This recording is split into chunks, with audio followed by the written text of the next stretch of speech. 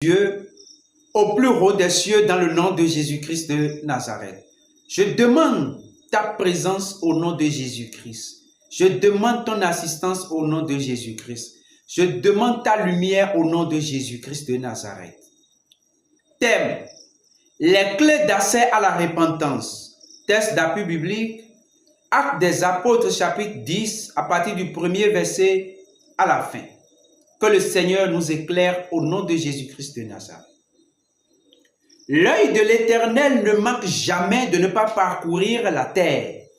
L'œil de l'Éternel descend toujours avec la vision et la pensée de l'Éternel sur la terre afin de pouvoir révéler et cibler ceux-là qui veulent effectivement marcher selon la pensée de l'Éternel.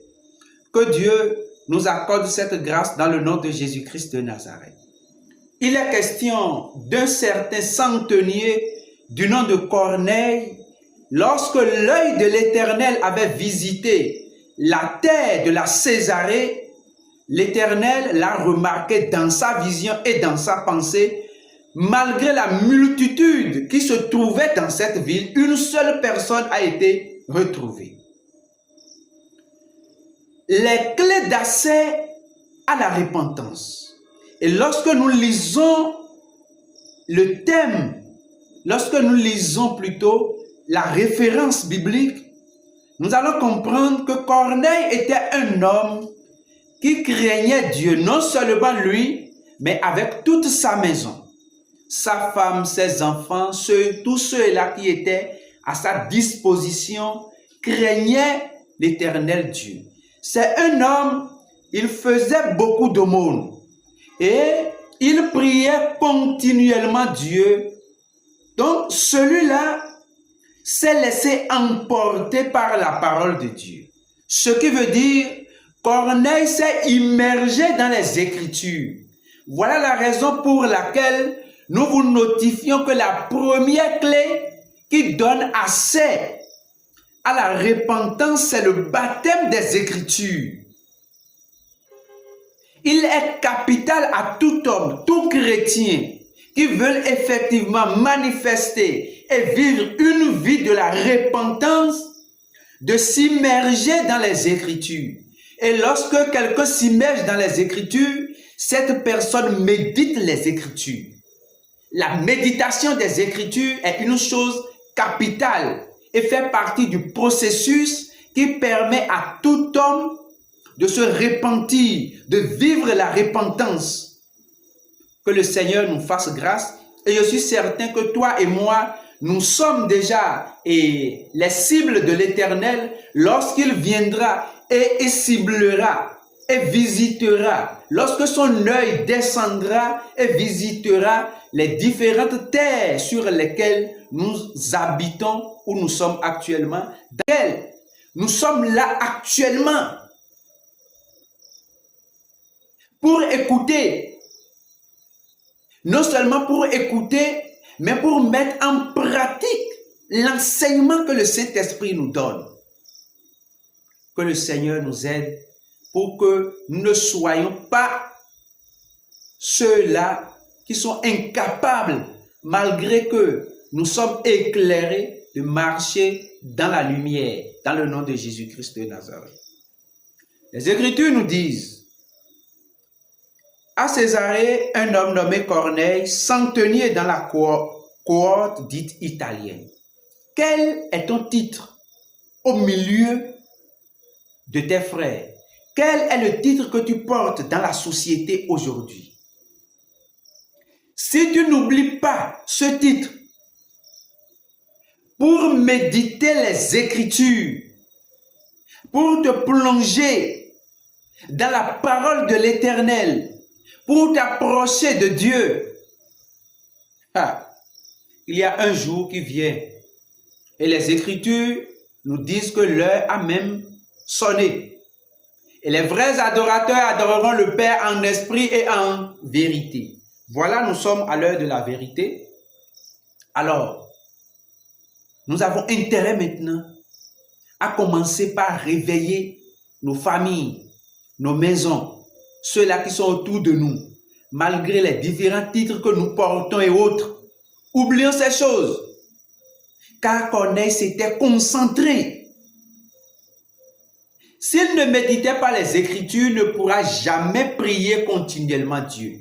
Celui qui prie continuellement Dieu, cette personne est dans une relation avec Dieu. Cette personne est dans une communication avec Dieu. Et vivre la communication avec Dieu, c'est de marcher selon les principes, les ordonnances, les enseignements, les préceptes que Dieu vous inculque. Siméon, Corneille, autant pour moi, Corneille, il vivait dans ça. Il a entendu et l'Éternel s'est souvenu. Parce qu'il s'était déjà plongé dans les Écritures. Il a une communication. Il a un modèle de vie semblable au mode que l'Éternel même emploie dans le ciel. Et ce modèle était conforme à l'Éternel.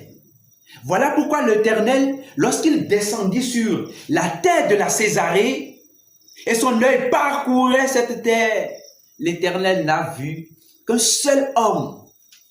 Ça fait beaucoup penser et ça doit faire réfléchir, chrétiens que nous sommes aujourd'hui, disciples du Seigneur Jésus-Christ que nous sommes aujourd'hui. Si le Seigneur Jésus-Christ aujourd'hui, dans son conseil, s'il dit, je descends dans une telle ville, la ville dans laquelle tu te retrouves aujourd'hui, dans laquelle je suis actuellement, est-ce que l'Éternel peut nous voir? Est-ce que la vision et la pensée de l'Éternel peuvent nous sélectionner comme Corneille a été sélectionné au milieu de la multitude? Ça doit faire penser et ça doit faire pleurer. Donc, la première clé donnant accès à la repentance, c'est le baptême des Écritures. Et quand on parle du baptême des Écritures, ça interpelle toute personne à la méditation des Écritures. Et lorsque vous méditez les Écritures, non seulement la méditation, mais l'obligation est pour vous de mettre en pratique les instructions divines. Et nous allons comprendre aussi que dans la suite de la lecture, l'ange de l'Éternel lui a parlé et lui a donné des directives. Et c'est comme ça que l'apôtre Pierre est venu maintenant dans le jeu. Et comme il est venu, l'apôtre Pierre est venu maintenant éclairer la maison du centenier Corneille davantage, tel qu'aujourd'hui, toi et moi, nous avons à notre charge les prédicateurs, les pasteurs, les bergers, les prophètes et autres, et chaque jour, dans leur bouche et par l'inspiration divine qu'ils reçoivent, ils nous expliquent davantage la parole de Dieu. Corneille et toute sa maison ont reçu les explications. Et lorsqu'ils recevaient les explications de l'apôtre Pierre, l'Esprit du Seigneur est descendu. Le baptême du Saint-Esprit est descendu. Et c'est ça qui est la deuxième clé donnant accès à la repentance. Le baptême du Saint-Esprit.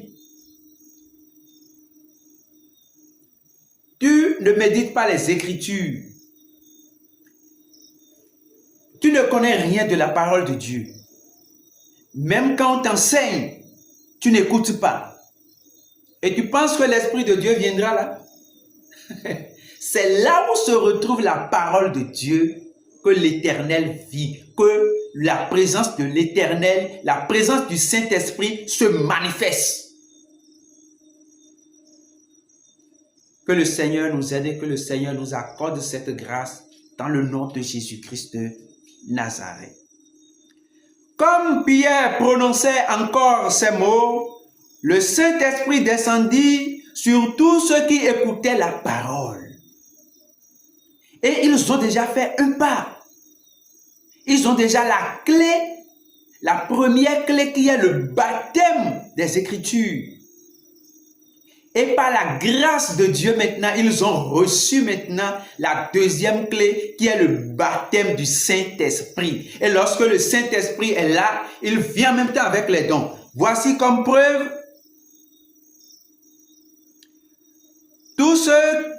tous les fidèles circoncis qui étaient venus avec Pierre furent étonnés de ce que le don du Saint-Esprit était aussi répandu sur les païens, car ils les entendaient parler en langue et glorifier Dieu.